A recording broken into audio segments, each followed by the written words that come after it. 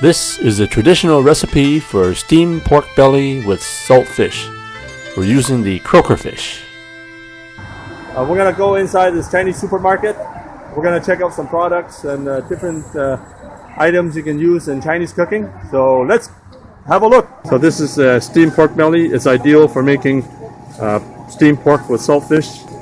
So we'll just cut up the pork belly into bite-sized pieces. You can also use ground pork, but this is a real good combination. Pork belly with salt fish. Croaker fish is a popular fish for making steamed pork with salt fish. So they come in packages sometimes, small size like this, and bigger ones. And there's different qualities. This is sort of a medium-sized one. And there's some even larger, but this is a fairly large one. It's $12.99. You can cut it into pieces, or you can actually mince it up or cut into small pieces to put right in the steamed pork.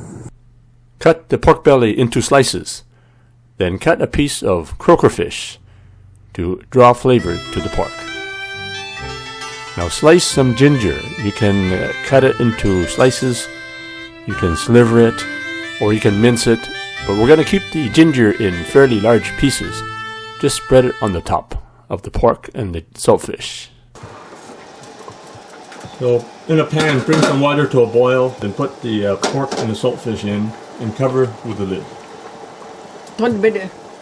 So you need to steam it about 20 to 30 minutes. Just check to see if the pork is already done.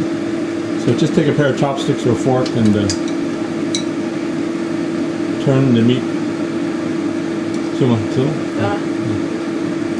You can use pork belly for this recipe because pork belly is fairly fat. So the fat from the pork belly will be mixed in with the saltfish. There you have it, steamed pork belly with saltfish. Enjoy. Now you can order the products and ingredients that I use in my cooking videos.